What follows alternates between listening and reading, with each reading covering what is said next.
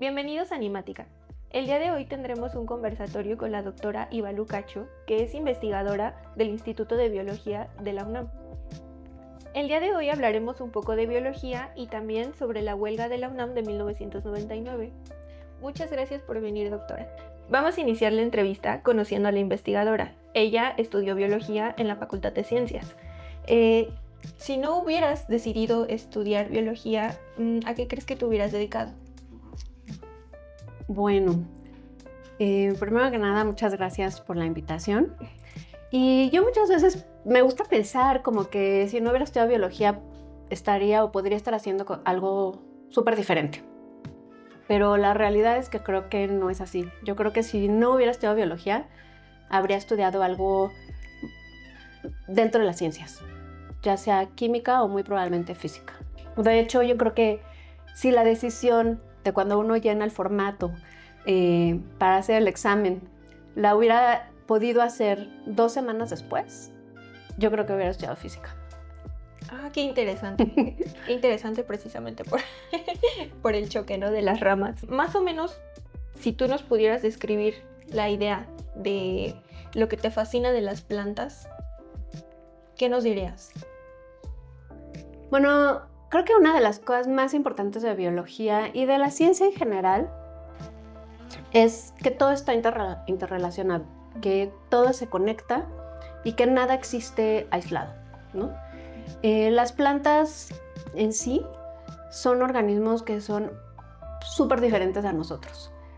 Perciben el entorno de una forma muy distinta, crecen de una manera diferente, están estructurados sus cuerpos de una manera distinta y son organismos que de cierta manera comparten con nosotros, digamos, la escala temporal y espacial, o sea, los podemos ver y sentir y ubicar, pero realmente son de lo más distinto que yo creo existe en el mundo. Entonces estudiarlos es fascinante porque compartimos y además dependemos de estos organismos y sin embargo conocerlos es muy difícil porque literalmente son como si fueran de otro mundo casi, ¿no?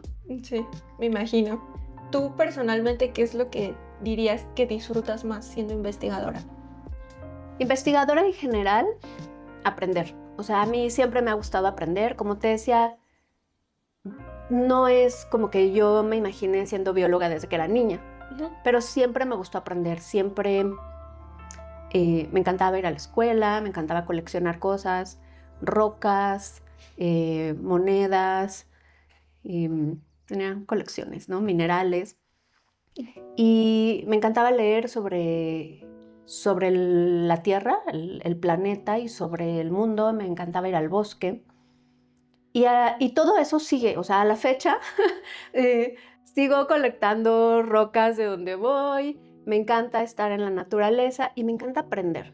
Y yo creo que esa parte es lo que está en el centro de ser investigador, ¿no? Claro, va estructurado, es un aprendizaje que sigue cierta estructura y con ciertas responsabilidades, pero creo que eso es lo que más me gusta, aprender y ayudar a aprender cómo funciona el mundo y cómo son estas interrelaciones entre los organismos y de los organismos con su entorno, ¿no? Entonces, eso es lo que más me gusta. Ok, parte justamente de lo que nos comentas es que tienes un interés, o sea, genuino por la naturaleza en general, desde que eras niña, y posteriormente, bueno, dices que tomaste tu camino por la biología. Pero, ¿qué es a lo mejor como, qué cambió en ti, o sea, en la forma de ver el mundo? Porque dices que lo observabas desde pequeña, pero ¿qué cambió en ti observarlo, pero desde los ojos de la biología? Creo que y esto es cierto también para cualquier área, o sea, cuando nosotros estudiamos y profundizamos nuestro entendimiento sobre cualquier materia, es como que tenemos la capacidad de apreciar eso que estudiamos, en mi caso la biología y las plantas, nuestra capacidad de apreciación aumenta. Entonces es como si te pusieras, como si vieras en blanco y negro y de pronto adquieres una visión policromática. De pronto puedes ver mucha más información y eso te da una apreciación distinta. Eso cambia. Entonces, cuando uno estudia lo que sea, en este caso biología, eres capaz de apreciar la vida y de verla con una amplitud y una profundidad mayor. Y es muy bonito. Entonces, a mí, pues sí te da una visión distinta. Y finalmente eso es lo que significa dedicarte o estudiar una carrera o una disciplina. Es la luz a través de la cual vas a ver el mundo. Entonces cambia eso, o sea, tu perspectiva, tu capacidad de apreciar, ¿no? Sí, claro que sí. Queremos abordar un poco en esta conversación es acerca del tema de la huelga del 99, precisamente porque consideramos que es un evento histórico muy importante, principalmente dentro de la universidad de la UNAM, pero no solo pienso que sea importante dentro de la UNAM, pienso que en cualquier universidad o cualquier institución pública tendría que conocer pues la relevancia o la importancia acerca de este evento. Entonces, queremos saber en particular tu perspectiva, precisamente porque tú eras estudiante cuando ocurrió todo este evento de la huelga del 99. Entonces, no sé si nos pudieras platicar un poco acerca de cómo inició todo esto, o sea, ¿qué recuerdas que fue como el detonante, o sea, de todo el movimiento que hubo detrás? Bueno, el detonante fue la decisión del Consejo Universitario de aprobar un plan que venía como intentando aprobarse ya de tiempo atrás, y que consistía en dos cosas principalmente. Una, el aumento de las cuotas, pero en realidad era como, digamos que la cereza del pastel. Quizás la parte más importante era restringir la permanencia en la universidad de estudiantes a quienes les toma mucho más tiempo del promedio acabar sus estudios. Y no del promedio, sino de unos tiempos que habían decidido, no sé bien quiénes, pero entonces ellos prácticamente decidieron que el límite de permanencia para los estudiantes en la universidad iba a ser de 50% más que lo que que el currículum establecía. Uh-huh. Y parte del problema es que el promedio de permanencia en una universidad es mayor que eso.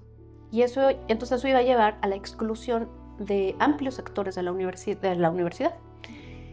Y evidentemente, quienes iban a ser más afectados por esta medida son aquellos estudiantes que se tardan más, y como todos sabemos, y si no es muy fácil imaginar, aquellas personas que tienen mayores dificultades para estudiar, generalmente asociado a cuestiones socioeconómicas, son quienes se tardan más en terminar la carrera. Entonces, era una medida que llevaba a un corte social, de exclusión social muy fuerte. Y como te digo, la cereza del pastel eran las cuotas, porque en realidad, después de unos meses, en realidad pues, hubo una propuesta de algunos académicos para hacer que las cuotas fueran voluntarias y quitar esa parte que parecía que era el centro, pero en realidad el centro no era ese. El centro era excluir de la universidad a un sector muy importante que era el menos favorecido socioeconómicamente hablando. Entonces, ese fue el detonante. Ese movimiento no hubiera existido si no hubieran aprobado esas reformas. Entonces, sí. Pues así empezó todo. Claro, ¿no? Porque normalmente cuando nos dicen justamente que nos hablan de la huelga del 99, la primera idea que tenemos es pues el impuesto, ¿no? Lo que querían agregar de cuotas, pero no vemos tal vez como más allá, o sea que no era únicamente eso. No, y que en realidad eso finalmente es de claro que importa, porque es como, pero no era realmente ni lo único y quizás no lo más importante, ¿no? Y de hecho, esa sesión del Consejo Universitario, esa se aprobó en menos de 5 minutos, en una sesión que además tampoco fue en la UNAM, fue la cambiaron de sede varias veces, fue un 15 de marzo, me acuerdo perfecto. Precisamente tú que lo viviste siendo estudiante, ¿qué era para ustedes, o sea, defender? Pues no solo lo de la cuota, sino también, como comentas, el derecho, o sea, pues de tomar tu tiempo para estudiar tu carrera universitaria, tomando en cuenta pues todos los factores socioeconómicos, o a lo mejor tal vez no solo socioeconómicos, pero ¿qué significaba precisamente para ustedes defender esto? Yo creo que bueno, en ese momento significó todo. O sea, yo creo que muchísimos estudiantes, o sea, y hablo de miles, decenas de miles, pasamos de hacer eso, de estudiantes, que pues vas a tus clases, vas a la universidad, haces tus exámenes, estudias, Ujú, vas al cine, al teatro, no sé, a ser activistas y activistas de tiempo completo, claro. a escribir volantes, a diseñar carteles, a salir a repartir volantes, a salir a pegar carteles, porque esa era la forma de dar la discusión e informar directamente a la población. Y creo que lo que significaba, lo que iba detrás, era una gran responsabilidad de una apreciación por lo que es recibir una educación pública, gratuita, de calidad, y la responsabilidad para con los que venían detrás y que no queríamos que los estudiantes que venían después no tuvieran esas oportunidades, ¿no? Y bueno, más ampliamente sí es, ahora, ¿no?, a la luz de los años, es una responsabilidad social súper importante. Claro. ¿Hasta qué grado toda esa discusión está profundizada y extendida? Em, Depende. Yo creo que en algunas escuelas había más discusión que en otras, pero ese sentimiento, de saber que estás haciendo algo, que es lo que corresponde hacer, como de justicia, de que estás haciendo lo que toca, era extendidísimo. Y yo creo que ese era el motor, pues que movía Pues a la masa, ¿no? sí, a decenas, cientos de miles de personas, ¿no? Ujú. Y, y claro, eso no se da muy seguido o muy comúnmente en la historia. Entonces, pues eso era como, sí había ese sentimiento como de identidad con los que vienen después. Como de responsabilidad, ¿no? También. Sí, muchos tenían hermanos pequeños y ellos sabían, bueno, esto va a afectar a mi hermano o a mi hermanita y que no va a poder estudiar como yo puedo estudiar, ¿no? Entonces, en eso era muy tangible, ¿no? Ujú. Parte de lo que nos platicas precisamente es que cambió por completo tu experiencia universitaria, porque justo lo que mencionabas, yo recuerdo precisamente que en particular yo tuve pues la oportunidad de vivir mi experiencia universitaria con las salidas al cine, con las salidas con los amigos y todo eso, pero tú dices que ustedes fue completamente diferente. Bueno, hasta antes, hasta antes de la huelga, hasta antes del 6 de febrero, que fue cuando ponen el plan, ¿no? Que Barnes pone el plan que se llama el plan Barnes, que tenía estos puntos que te platico, Ujú. hasta que terminó la huelga, pues fue otra cosa, ¿no? Ujú. Pero creo que también una de las cosas que era muy bonita es que ese sentimiento, no había como un sentimiento de... ¿Perdida? No. Bueno, yo no recuerdo eso. Yo creo que había mucho entusiasmo, había mucha felicidad, había mucha... Claro que había enojo, o sea, había enojo Ujú. porque te dabas cuenta, porque era un momento en el que tenías que entender y procesar que la universidad no es el espacio idealizado que tú tenías de aprendizaje y donde todo es bueno, padre y bonito, Sí. sino que es un espacio súper complejo, que es un reflejo de lo que es el país, de que tiene sus contradicciones y de que, la gente que conocías bajo ciertos aspectos y paradigmas, como en el salón de clases, ¿no? Muchos de tus profesores, a quienes admiras y admirabas académicamente, de pronto los ves como actores en algo que completamente choca con tu visión de ese profesor a quien admiras y que te cae súper bien. Y de pronto es una persona transformada, muy en contra del movimiento estudiantil, personalmente muy en contra, insultando, difamando, con una actitud de desprecio muy, muy evidente, llamando a la represión.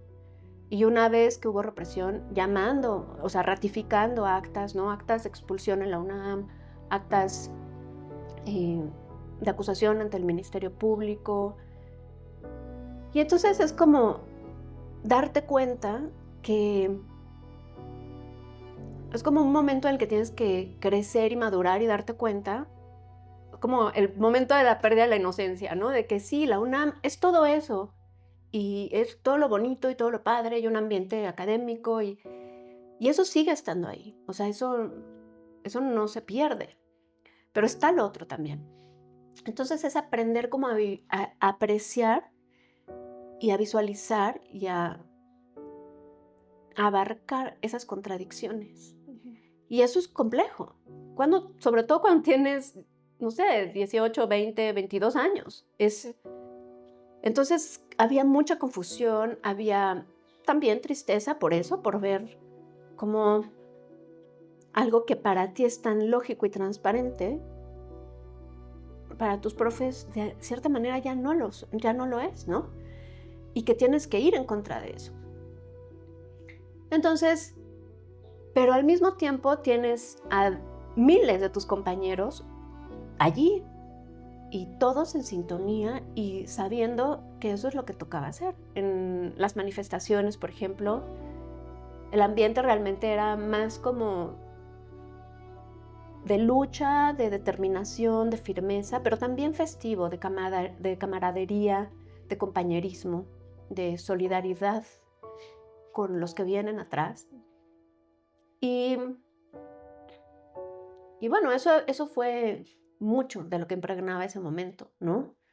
Y bueno, las discusiones en las asambleas y en las reuniones generales del Consejo General de Huelga, eso sí, era en ese momento muy difícil, o sea, muy larguísimas. Eran asambleas, yo recuerdo algunas del Consejo General de Huelga duraron 36 horas de discusión sobre cómo enfrentar, que finalmente estás enfrentando no solamente a toda la parte burocrática de la UNAM, con todos los medios detrás, ¿no? Con todos los periódicos detrás, o sea, es muy fácil ir y ver las notas periodísticas de aquellos días, incluso los medios que se catalogan como buena onda o de izquierda, muy duros contra el movimiento, muy duros. Y mira que es un movimiento de estudiantes, o sea, los hijos, ¿no? De muchos de ellos, ¿no? Bueno, la televisión y la radio no se diga, o sea, una cosa muy dura. Más el aparato policíaco, de represión, ¿no? Es duro. Y sin embargo, entonces había que enfrentar eso. Y nosotros éramos unos estudiantes, o sea, hasta hace unos meses estudiábamos cálculo, no sé, ecología, óptica, no sé. Entonces de pronto hay que enfocarse y decidir cómo vamos a llevar a cabo esto. Bueno, nosotros nos habían comentado que tú tuviste también justamente una situación en la que te retuvieron junto con, pues, no desconozco la cantidad, pero que te retuvieron junto a otros estudiantes. Uh-huh. Sí, o sea, creo que algo que es importante mencionar es que, y tú lo dijiste al principio, ¿no? O sea, es fue un movimiento importante no solo para la universidad, sino para todas las instituciones de educación pública en el país y quizás más allá. Lo que estaba en juego no era, no iba a afectar solo a la UNAM.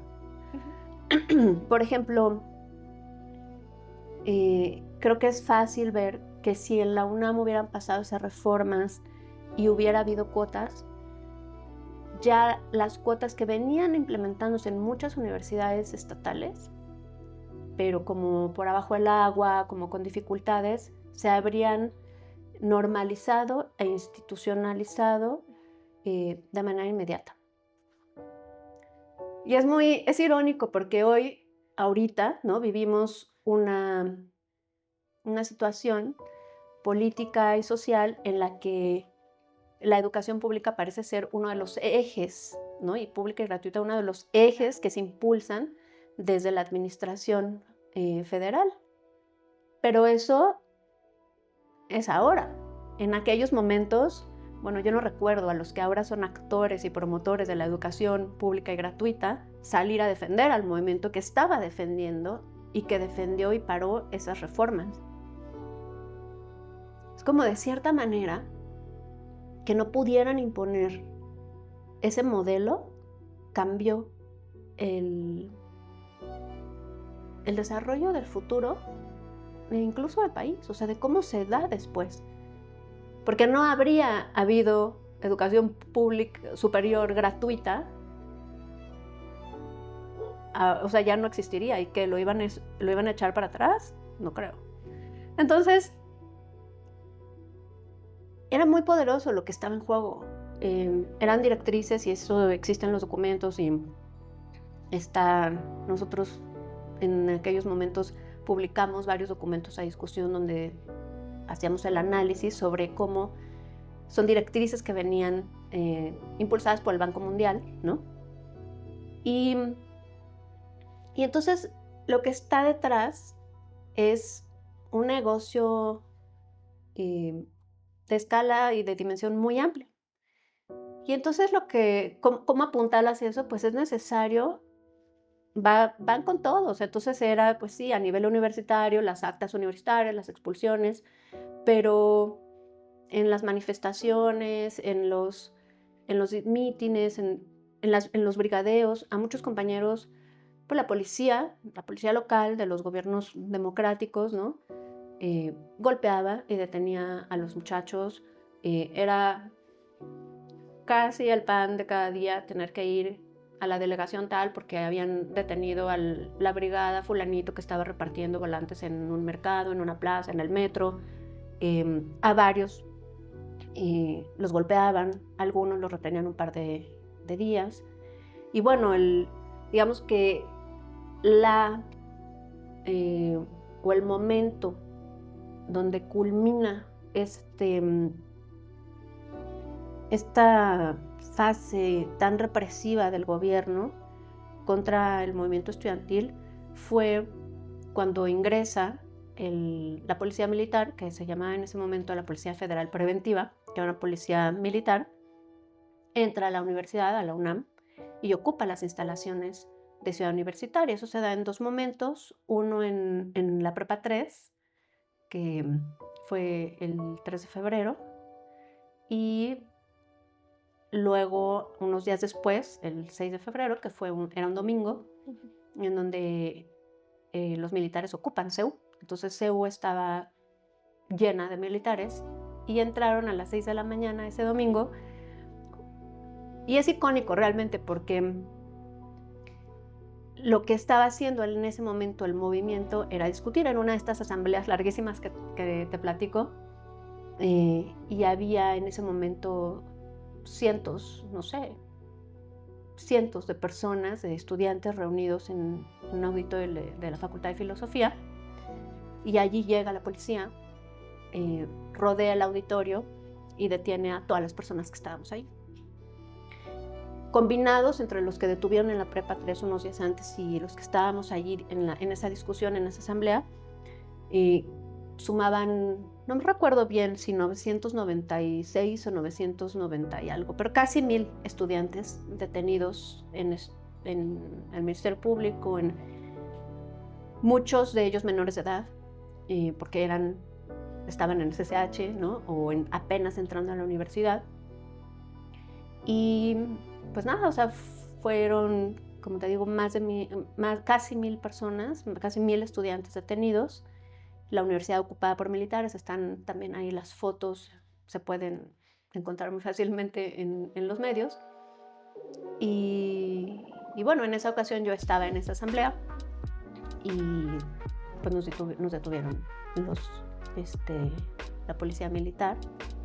Y de ahí fue como vinieron muchos meses en los que fue realmente ahí, ¿no? O sea, el foco un poco cambia de seguir dando como la discusión y la lucha de defensa de la educación, y se tiene que incorporar por necesidad sacar a todos tus compañeros de la cárcel, ¿no?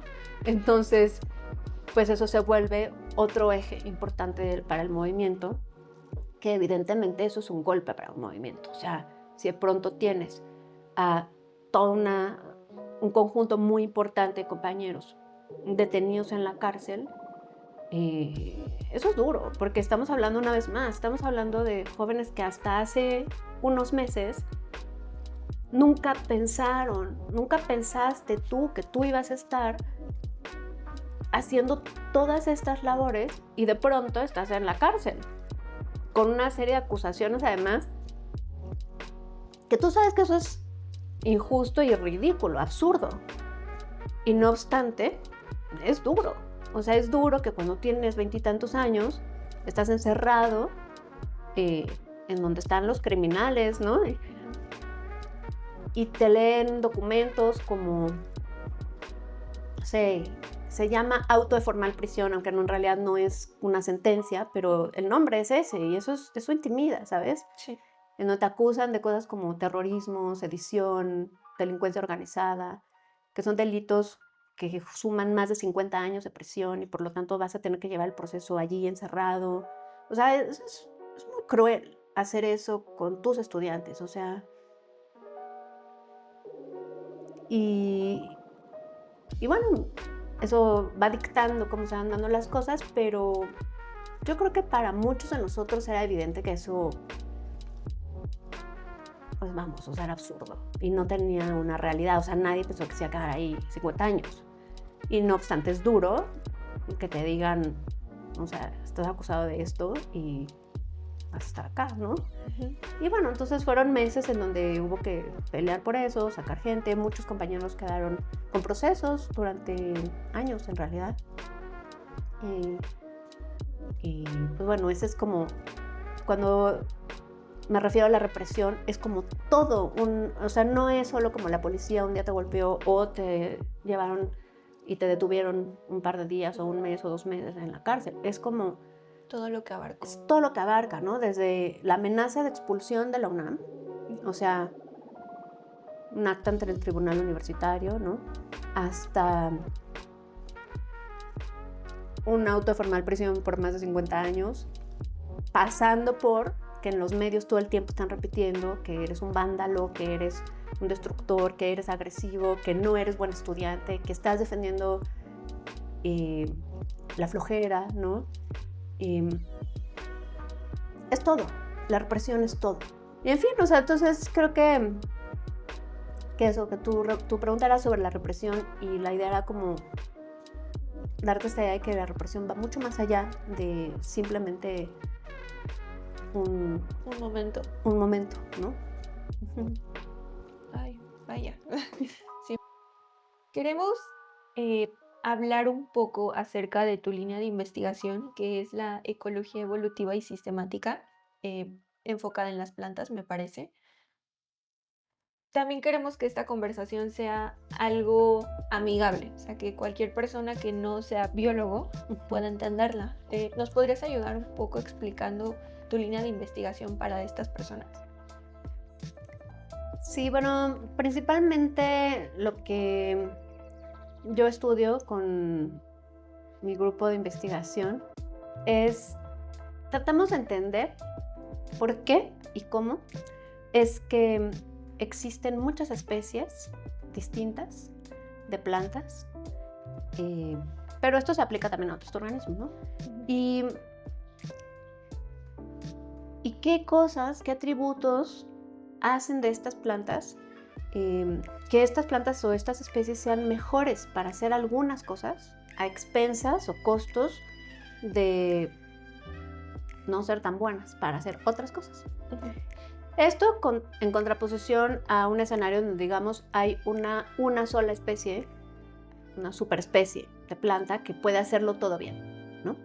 Entonces, en el mundo nosotros salimos y vemos y no hay una superespecie que lo haga todo bien. Hay muchas especies, unas son mejores para unas cosas que otras, o hacen mejor unas cosas que otras. Y entonces, eso es básicamente en lo que consiste. Justamente tengo entendido que algo que determina precisamente si las plantas, como dices, tienen o no tienen ciertas características es el ambiente en el que se encuentran. Y tú precisamente investigabas acerca de qué es lo que pasa cuando se encuentran en ambientes difíciles. Entonces, ¿nos puedes explicar un poquito, o sea, qué es lo que pasa, por ejemplo, con una planta cuando se somete a un ambiente que, pues, digamos, no es tan propicio, o sea, que es un ambiente difícil, rudo? Sí, digamos que investigar cómo es la vida y las implicaciones de la vida, no solo de las plantas, en general de los organismos, en ambientes difíciles, nos puede ayudar a entender el origen de ciertos atributos y a su vez cómo estos atributos pueden ayudar a que esas plantas se perpetúen y también den origen a otras. Ahora, en ambientes difíciles, por ejemplo, suele haber pocas plantas o pocos organismos, pues precisamente porque el ambiente es difícil, ¿no? Pero para una planta creciendo en este tipo de ambientes, pues yo creo que es fácil imaginar que si hay poca agua y un suelo con pocos nutrientes,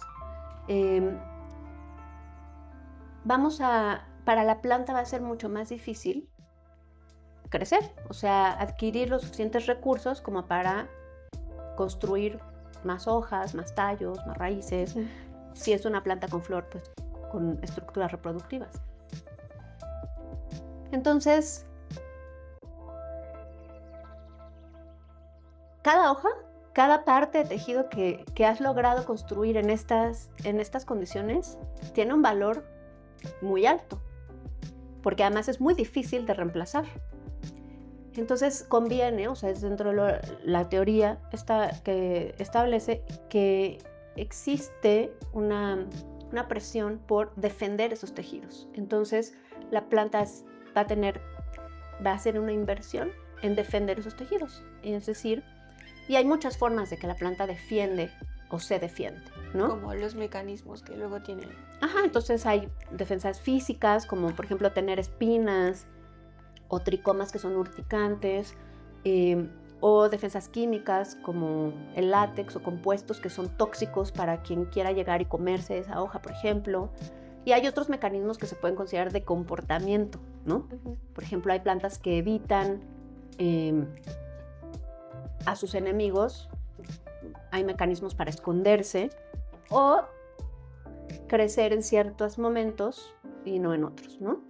Entonces, pues es el tipo de cosas que, por ejemplo, en esa línea de investigación nosotros investigamos. O sea, cuáles son esos mecanismos de defensa y realmente una cosa padre es que vemos que sí, en esos ambientes tan hostiles las plantas suelen invertir más en defensa y eso tiene costos. Y en particular, una de las cosas que hemos observado es que las plantas que crecen en esos ambientes no son tan buenas para competir por recursos cuando las ponemos en ambientes más benignos. O sea, como que su habilidad competitiva está disminuida. Entonces, pues unas cosas por otras, ¿no? No puedes ser súper bueno para defenderte y tal, y al mismo tiempo ser súper bueno para competir. Hay compromisos, ¿no? Un poco como todo en la vida. Sí, ¿no? Una cosa a cambio de otra. Exactamente.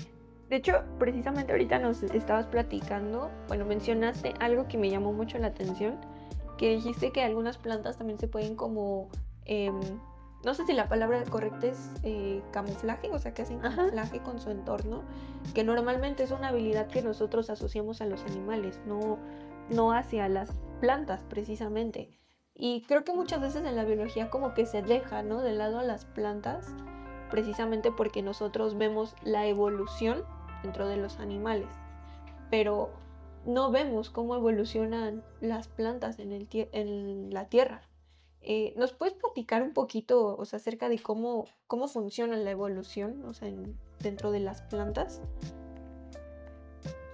Bueno, la evolución funciona prácticamente igual en los animales que en las plantas y en otros organismos, o sea, bacterias, hongos, etc. Uno de los principios más importantes es que la vida tiende a autoperpetuarse y entonces que lo más importante para un ser vivo, desde el punto de vista biológico, es dejar descendencia y que esa descendencia tenga alta probabilidad de, a su vez, dejar descendencia. Entonces, todo lo que ayude a cumplir esa misión, vale. Y así es como se van desarrollando estrategias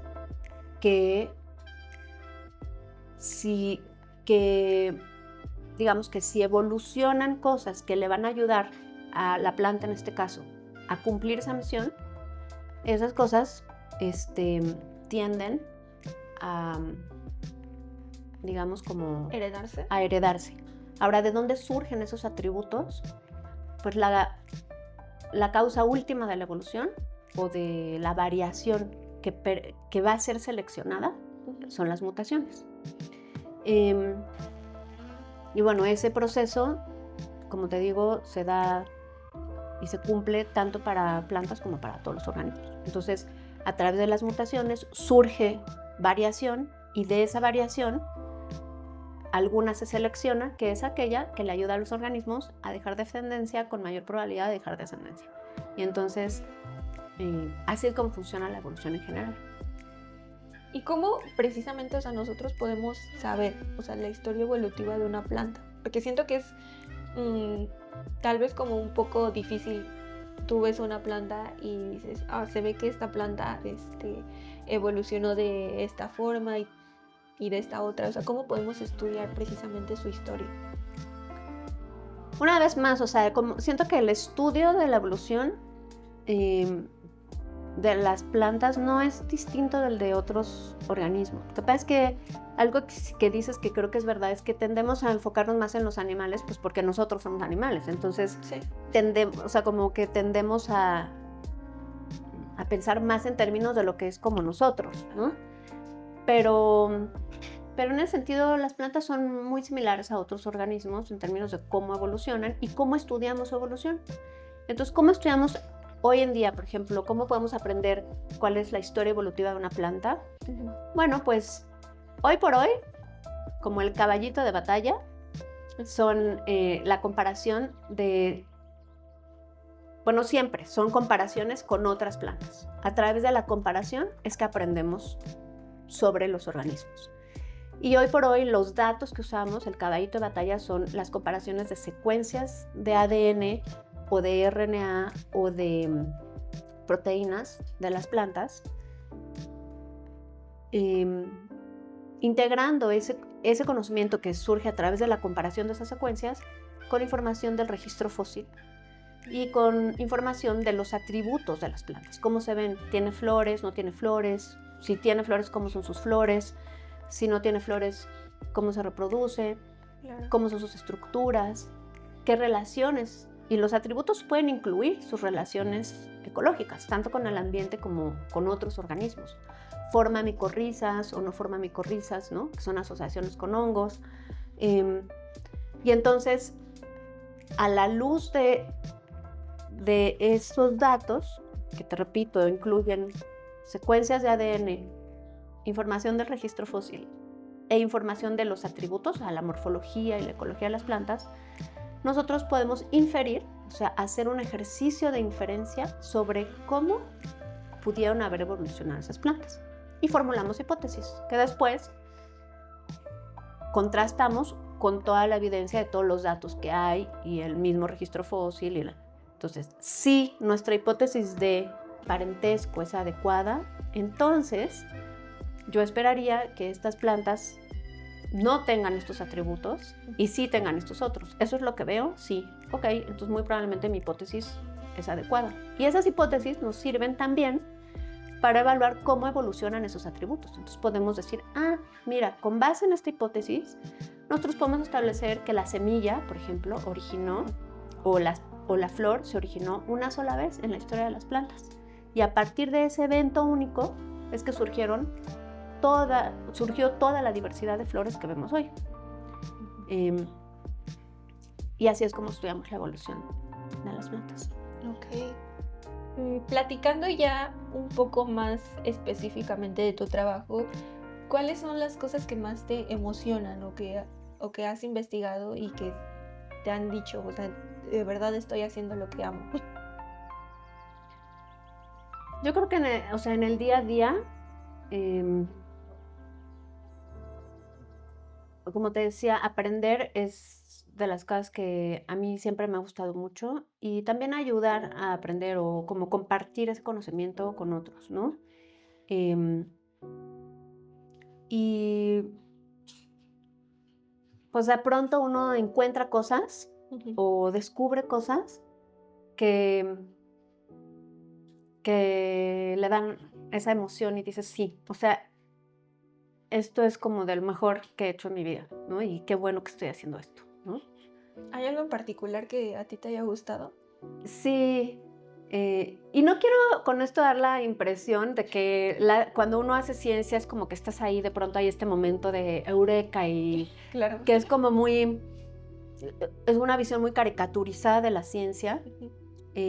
Algo que es súper importante para todas las personas tener conciencia es que la ciencia es una actividad humana y que es súper tediosa. O sea, tienes que hacer lo mismo una y otra y otra y otra, decenas, cientos, muchas veces miles de veces, para poder tener suficiente información y poder ver si la hipótesis, la idea que tienes, está respaldada por los datos que colectas. Y eso es Claro. tedioso y cansado y aburrido. Pero es lo que toca, o sea, es el precio que hay que pagar para ver si sí realmente tu hipótesis, tu idea, se conforma con la realidad, o sea, ¿no? Es compatible con la realidad. Y de las cosas que yo he aprendido o descubierto que me han gustado un montón es precisamente esto que mencionabas del camuflaje de las plantas. Documentar una instancia de así como muy claramente en la que las plantas están usando el camuflaje para esconderse de sus herbívoros potenciales.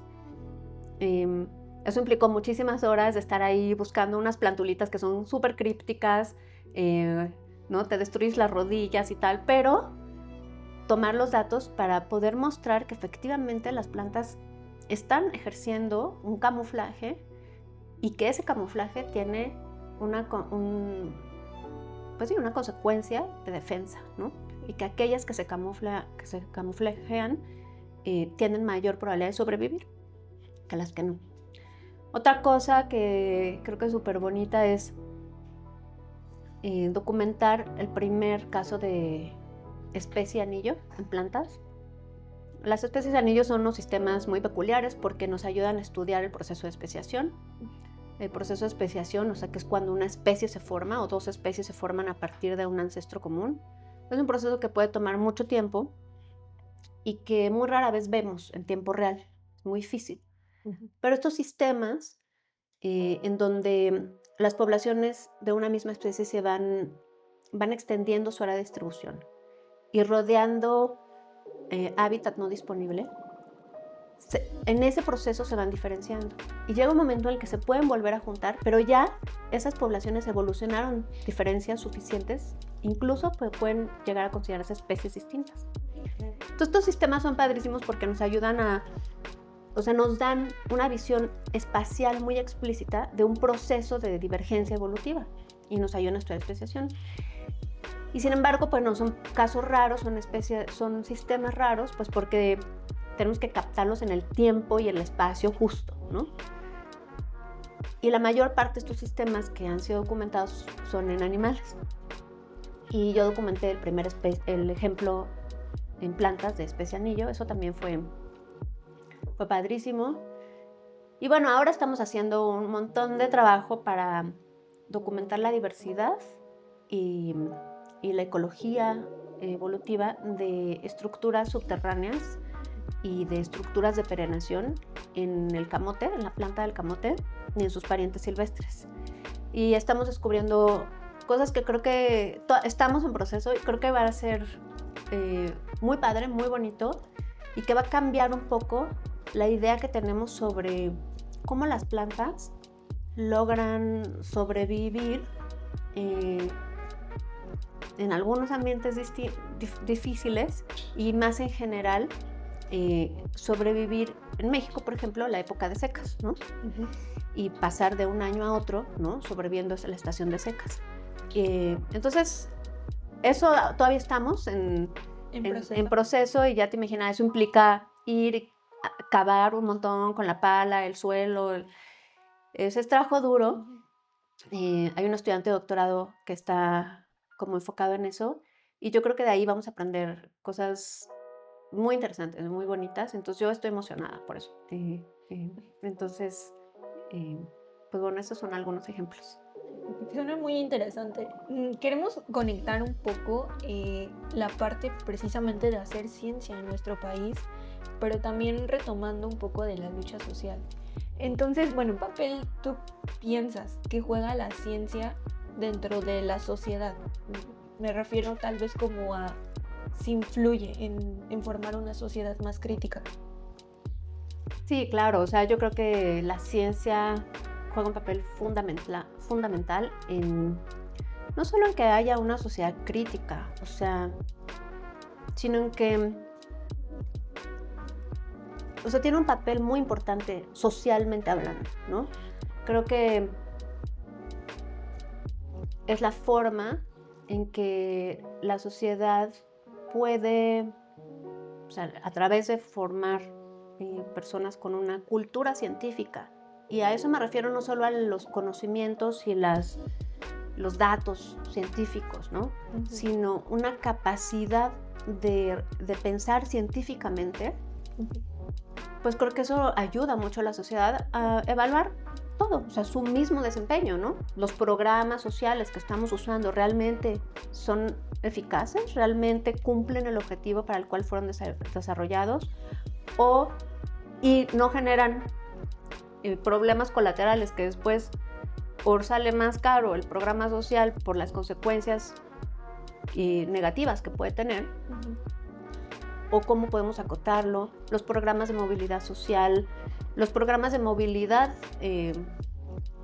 no solo social, sino programas de movilidad punto, o sea, urbanísticos, ¿no?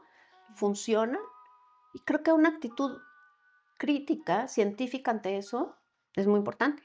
Los programas de salud, o sea, realmente vemos los efectos que queremos. Sin una formación científica es muy difícil hacer esas evaluaciones, ¿no? Y también ahí surge como la contraparte, ¿no? O sea, la sociedad, llevarla se podría decir que hacia la ciencia, pero también quien ya está involucrado dentro de la ciencia, pues siento que también puede influir, ¿no? O sea, como darle, ¿cómo se podría decir? Como llevar la labor social del científico, o sea, no solo dentro del laboratorio, sino más allá, ¿no? Sí, o sea, creo que es desafortunado quizás que muchas veces pensamos en los científicos y en la investigación científica como algo allá, ¿no? O sea, disociado de la sociedad, que se lleva a cabo en institutos especializados, en laboratorios. Como confinados. Confinado. Y creo que, por un lado, como te decía, la formación científica creo que es muy importante, y a la medida que logremos que la sociedad tenga una actitud científica ante la vida, podemos mejorar mucho como sociedad. Y por otro lado, los científicos somos humanos. La ciencia es una actividad humana.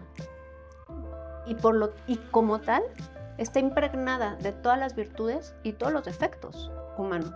La ciencia es subjetiva y la ciencia no es apolítica, no puede ser apolítica. O sea, es algo que generalmente uno lo escucha, ¿no? No, la ciencia es independiente de la política. Claro que no, no es independiente ni de la política, ni de la sociedad, ni de la economía. Quien dicta qué programas y qué es lo que sí se puede investigar y qué es lo que no se puede investigar, para qué hay dinero y para qué no hay dinero. Eso no, uno envía proyectos y se los evalúan y se los autorizan o no, con base en ciertas directrices. ¿Quién hace esas directrices, no? ¿Con qué fin? A veces nos dicen, no, pues tú eres científico, no puedes dar tu opinión sobre política.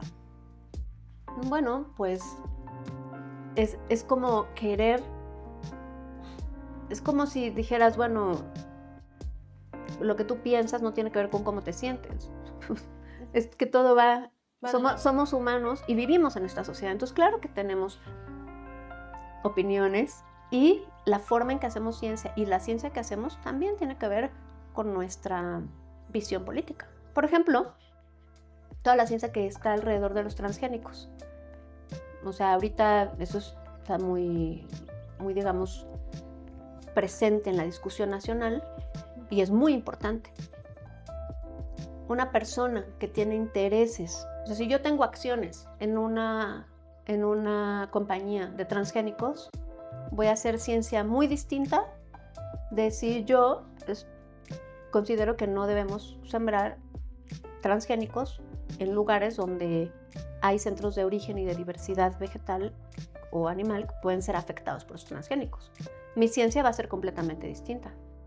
Y haríamos mal en pensar que todos los científicos tienen una opinión correcta y responsable y socialmente responsable. Uh-huh. Hay muchos científicos que tienen intereses y es importante estar conscientes de eso, ¿no?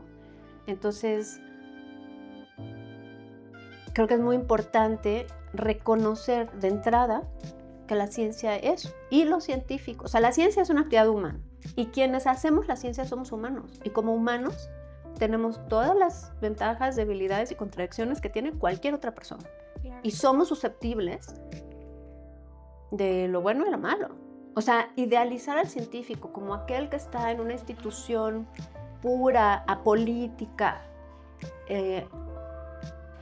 y como alejada de la sociedad. Y de lo malo, o sea, como que son inherentemente responsables y buenas personas, eso es muy peligroso, porque muchos científicos no son así.